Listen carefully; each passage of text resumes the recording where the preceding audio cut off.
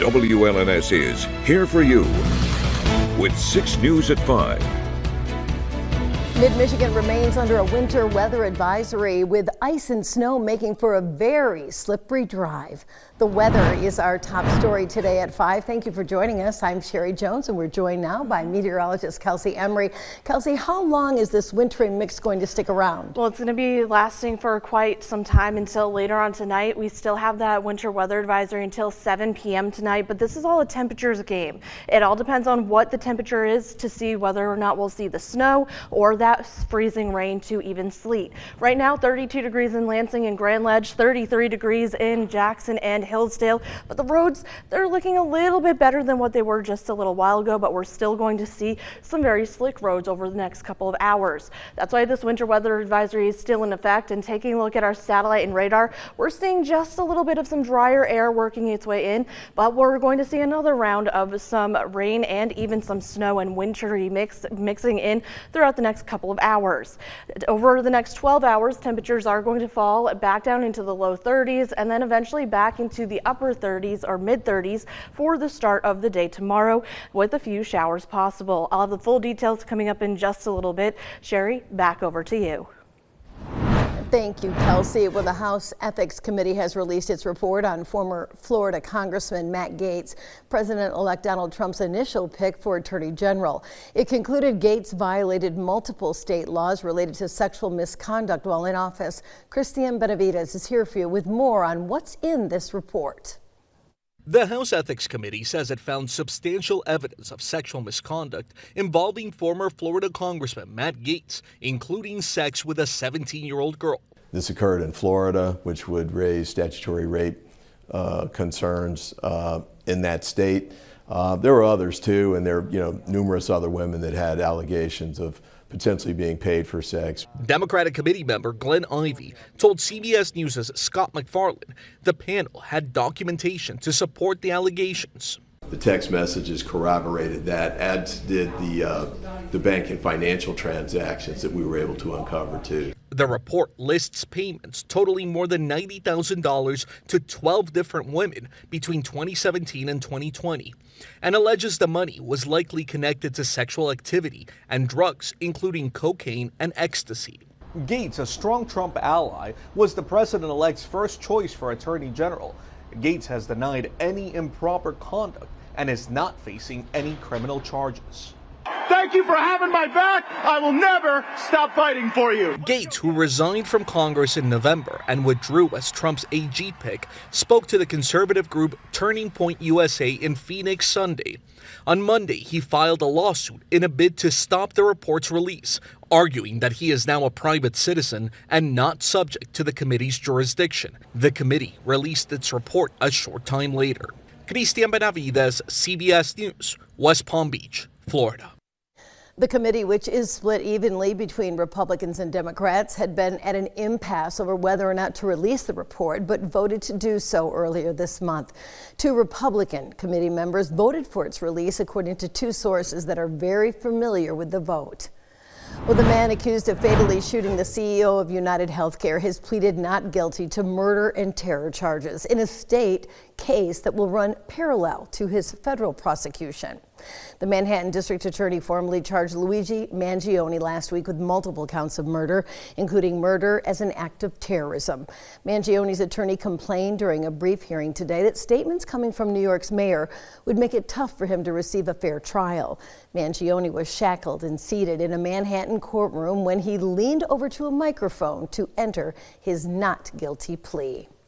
Well, today, Governor Gretchen Whitmer called actively deployed members of the Michigan Army National Guard and Michigan Air National Guard to wish them a very Merry Christmas and a Happy New Year.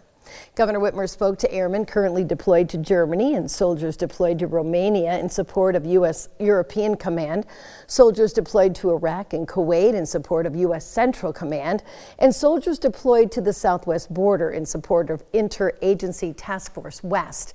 These brave airmen and soldiers are tackling a wide range of challenges in each of their respective missions, bringing their expertise in operations, logistics, transportation, firefighting, communications, and security to get the job done.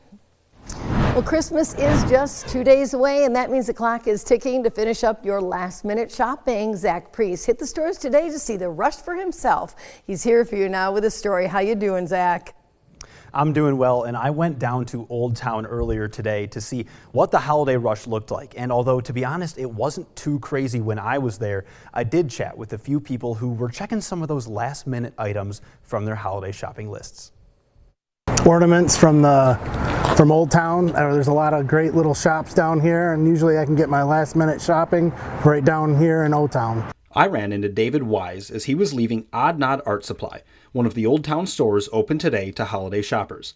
He says he typically does a lot of his shopping last minute, and even though many items have gone up in price, his budget stays the same. Like I said, I used one of my last paychecks of the year, and I use that as that's what I'm using. I budget it between my sisters, my daughter, my mom and dad. Wise says he'll be hitting up various Old Town stores, telling me local loyalty is important to him. A lot of the stuff down here is handcrafted and locally made, and it's just nice to support a smaller business instead of like the box stores. And what about those small business owners? Well, I talked to one of the owners of Odd Nod who says this time of the year is vital for him. I don't know any retail business that this time of year is not important. It's great to see we've been fortunate to be really busy. A lot of people are coming out to support small businesses. Ansaro says the community has showed up for him, his wife, and their business. We see it every day. People love to come in and talk to small business owners. We have a really great group of supporters and local people who really love to shop local.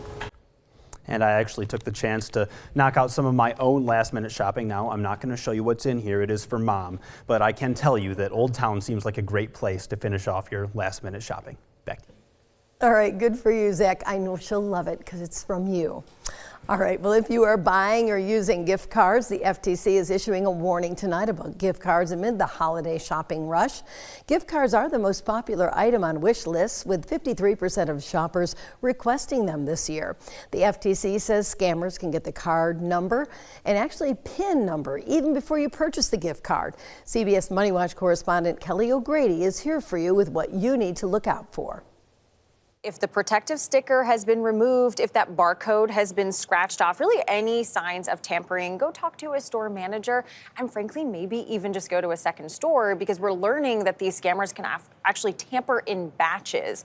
And this is really important because if they have your gift card number, if they have the PIN, they can take all the money that you've loaded on for your loved ones. The FTC recommends shoppers keep all gift card receipts to identify your unique purchase and report fraud as early as possible to comply to the FTC directly. And if you're out doing some last-minute shopping, it will cost you a little bit more to get to the store today. According to GasBuddy.com, average gasoline prices in Lansing have risen about 9 cents a gallon in the last week to an average of $3.13. Prices in Lansing are 18 cents higher than a month ago and stand 16 cents higher than a year ago.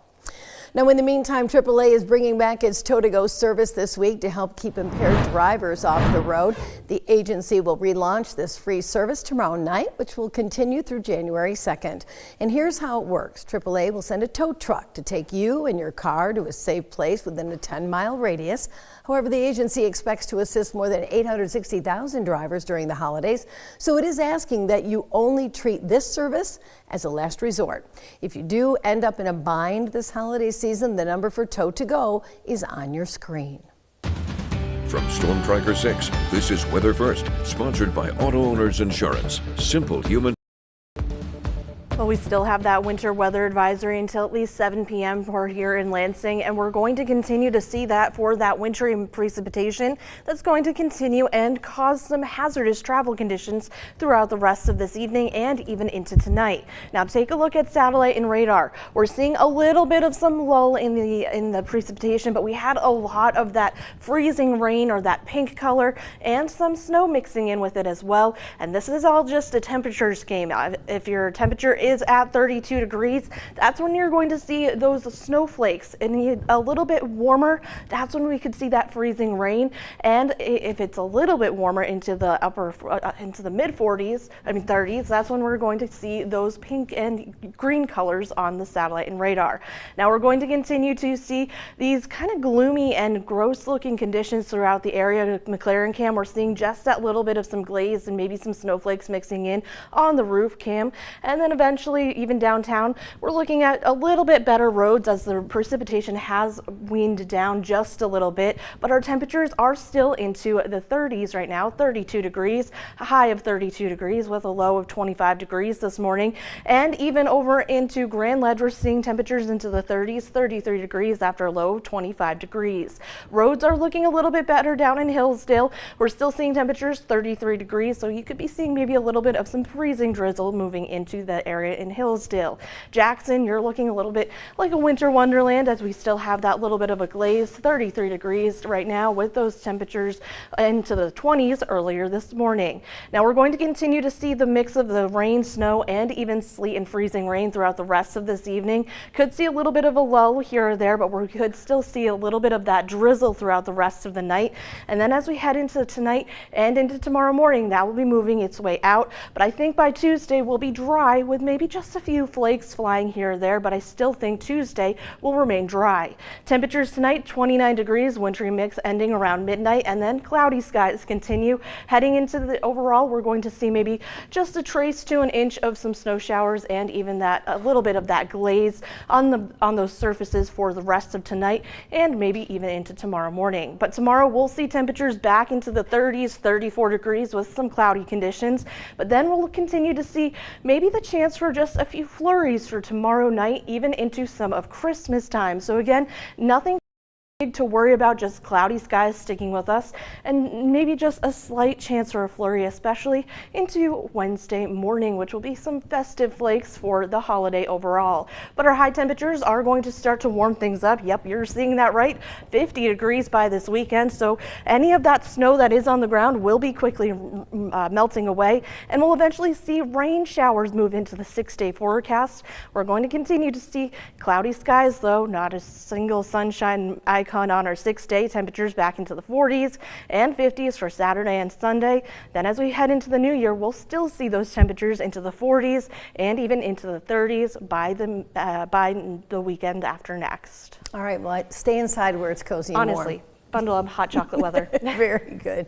Well, coming up on 6 News at 5. President Biden commutes the sentences of dozens of federal death row inmates. I'm Erica Brown at the White House with more on the president's decision during his final weeks in office.